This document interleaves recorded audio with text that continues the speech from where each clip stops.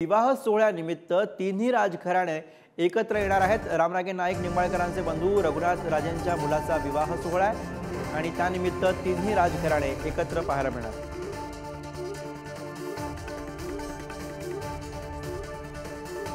विवाह सोहळ्यानिमित्त तिन्ही राजघराणे एकत्र आल्याचं चित्र बघायला मिळालं। सातारामध्ये विवाह सोहळ्यानिमित्त तिन्ही राजघराणे एकत्र आपल्याला या दृश्यांमध्ये दिसत आहेत। रामराजे नाईक निंबाळकर यांचे बंधू रघुनाथ राजेंच्या मुलाचा विवाह सोहळा आहे आणि या निमित्ताने तिन्ही राजघराणे एकत्र पाहायला मिळतात। साई सावंत आपले प्रतिनिधी सध्या आपल्या सोबत आहेत आणि अधिकची माहिती देतात। साई, गुरु नक्कीच आज फलटण येथे विवाह सोहळ्याच्या निमित्तानं तिन्ही राजघराणं एकत्र आल्याचं चित्र पाहायला मिळालं।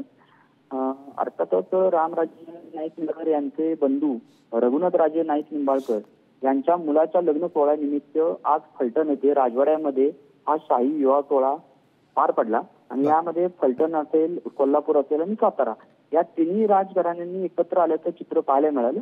यावेळी राजमाता श्रीमंत छत्रपती कल्पनाराजे भोसले बरोबर या विवाह सोहळ्याच्या निमित्तानं त्यामुळे साई आपल्याला तिन्ही राजघराणे एकत्र पाहायला मिळाले। धन्यवाद या सविस्तर माहितीसाठी।